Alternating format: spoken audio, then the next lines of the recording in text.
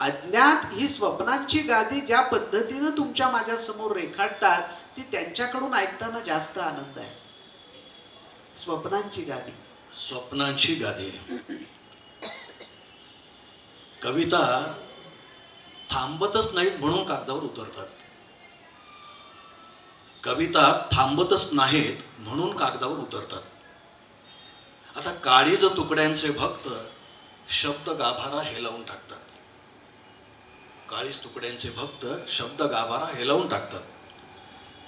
गार वारा, चांदण खळे, झुळूक ओली रात्र सजवतात. गार वारा, चांदण खळे, झुळूक ओली रात्र सजवतात. श्वासांचे फुगे, विचारांचं रान, स्वप्नांची मऊ गादी अंथरतात. पापण्या खळखळतात. पापण्या खळखळतात, ऊर धुवून काढतात. उकललेल्या जखमा लाडे लाडे वाहतात. लाडे लाडे वाहतात. जखमा आहेत पण लाडे लाडे वाहतात. उकललेल्या जखमा लाडे लाडे वाहतात. काळजाचे ठोके उसवून सुटे सुटे होतात. काळजाचे ठोके उसवून सुटे सुटे होतात. जिभेवरचे सोस पिंजून विरी जातात. हे सगळं झाल्यानंतर आभाळ मोकळं, निळी पोकळी वेडावून पुन्हा खुणावतात. 7 रंगीत स्वर लेखणी कुंचला पुन्हा भरून देतात. स्वप्नांची गादी अंथरतात. स्वप्नांची गादी अंथरतात. शेवटची ओळ या कवितेतली अशी आहे, 7 रंगीत स्वर लेखणी कुंचला भरून देतात. त्याच्या आधीची एक ओळ आहे, उकललेल्या जखमा लाडे लाडे वाहतात. आता जखमांचं लाडे लाडे वाहणं हा काय प्रकार आहे? म्हणजे जखम ही जखम असते, ती भळभळते. ती भळभळायला लागली की त्याला त्रास होतो, ज्याला जखम झाली आहे त्याला.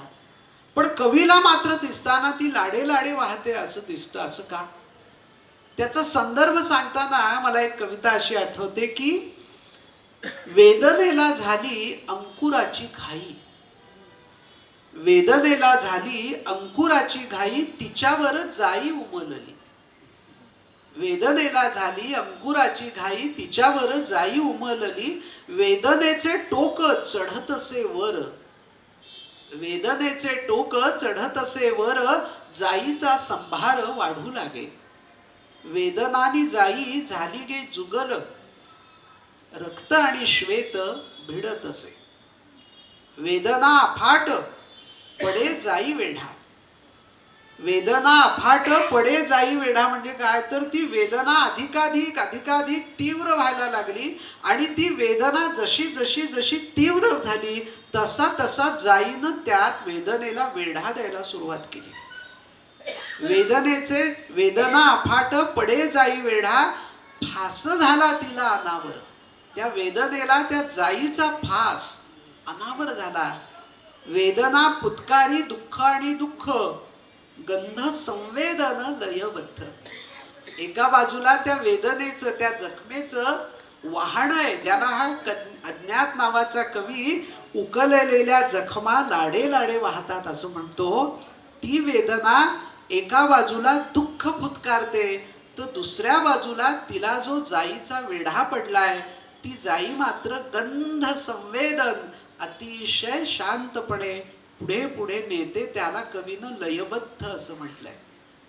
पुढे कवी असं म्हणतो की विकल वेदना जाई ही जर्जर. कोणताही संघर्ष असो, मग तो वेदनेचा, जखमेचा.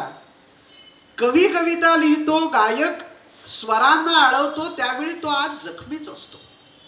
आणि जोपर्यंत जखमी हृदय होत नाही तोपर्यंत वेदनेचं फूल निर्माण होत नाही. झोपाळ्यावर बसून जो कविता लिहितो ती कविता काळाच्या उदरामध्ये गडप होते. हा सिद्धांत आहे काळाचा. पण सावरकरांसारखा कवी ज्यावेळी आपण पाहतो की वेदना म्हणजे किती टोकाची वेदना, दुःख म्हणजे किती टोकाचं दुःख, आता मी माझी मातृभूमी पाहूच शकत नाही असा एक संदेश मनाला आल्यानंतर तो माणूस असं म्हणतो की आता तूच तिला सांग प्राण तळमळला, आणि ती कविता अजरामर होते. दुसऱ्या बाजूला केशवसुतांची वेदना जर आपण समजून घेण्याचा प्रयत्न केला तर त्या वेदनेतून जो पुढे प्रवेश आलेला आहे कवितेच्या माध्यमातून, तो काय आहे तर तो असा आहे की आम्ही कोण म्हणून काय पुससी आम्ही असू लाडके, देवाचे जगते दिधले आम्हा खेळावयाते. त्या वेदनेला पायाखाली घेत हा कवी पुढे गेला. आणि म्हणून अज्ञाताची कविता जर आपल्याला समजून घ्यायची असेल, अनेक लोक असं म्हणतात की हे अज्ञात खंड वाचताना असं जाणवतं की या कवितेवर कोणाचा प्रभाव नाही, ही कविता स्वतंत्रपणे आहे. ही कविता काही लोक म्हणतात ग्रेसांच्या अंगानं जाते, काही लोक म्हणतात आरती प्रभूंची स्फुट या कवितेत दिसतात, काही म्हणतात नाग देशपांडेंच्या प्रेमाचे जे काही लोलक आहेत ते थोडे थोडे कुठेतरी लोलकताना दिसतात. मला असं वाटतं हे काही शोधण्याच्या भानगडीत पडू नये. हे सगळं वाचावं, मनात ठेवावं आणि अज्ञातवासाचे खंड वाचायला घ्यावेत. ही कविता तुम्हाला वेगळा आनंद देईल, स्वतंत्रपणानं देईल. याचं कारण असं की हा कवी या म्हणतो की पापड्या खळाळतात, ऊर धुवून काढतात, उकललेल्या जखमा लाडे लाडे वाहतात.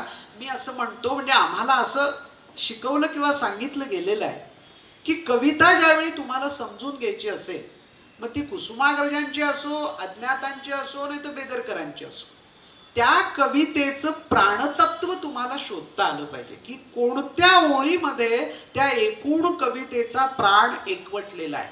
म्हणजे पूर्वीच्या त्या बोधकथा किंवा दंतकथा किंवा त्या सगळ्या कथा असायच्या बघा, राजाचा प्राण कशात आहे तर तो पोपट टांगलेला आहे, तो पोपट मेला की मग राजा इकडे गेला. तर तो जो प्राण असतो ना, तो प्राण तुम्हाला शोधावा लागतो.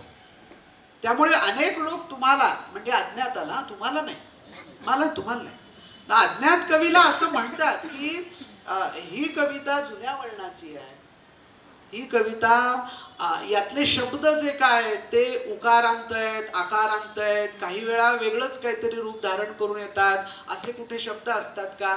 मला असं वाटतं बंदूक घेऊन समोर येणं आणि गोळ्या झाडणं सहज सोपं असतं, सहज सोपं असतं. पण त्या पाठीमागे जो विचार तुम्ही करून आला असाल तर बंदूक खिशातच राहते, तुम्ही परत जाता. मला सांगायचं एवढंच आहे की टीका करणं, टीका लावणं सोपं असतं, पण ज्यावेळी तुम्ही त्या कवितेच्या अंतरंगामध्ये प्रवेश करता आणि मग पश्चिमेचा सांज वारा तुमच्या अंगावर जसं जसा यायला लागतो तसं तसं तुम्हाला आल्हाद वाटायला लागतो, त्या कवितेचं मर्म तुम्हाला कळतं. म्हणून मला असं वाटतं की स्वप्नांची गादी, कवीला काय म्हणायचंय हा विषय बाजूला ठेवला की कविता थांबतच नाही. तुकाराम बुवा पण म्हणाले ना, अंतरीचे धावे स्वभावे बाहेरी आवरिता परी आवरेना. 3000 म्हणजे हजार हजार हजार असे 3000 कविता आहेत. अजूनही 3000 कविता त्यांनी लिहून ठेवलेल्या आहेत. त्या सगळ्या डायऱ्या काकूंकडे जमा आहेत.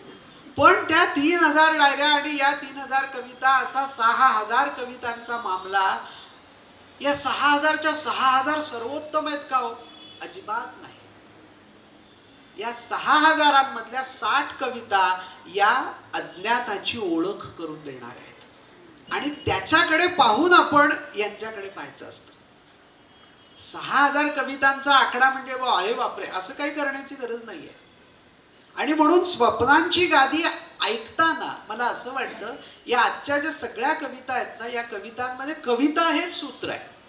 पहिली कविता तुम्ही ऐकली असेल त्यात कविताच आहे की कवितेविषयी कवी अज्ञात बोलतायत. स्वप्नांची गादीमध्ये हे कवी कवितेविषयीच बोलतायत. आणि पुढची जी व्यस्त नावाची कविता आहे तिच्यात पण तुम्हाला कविताच दिसेल.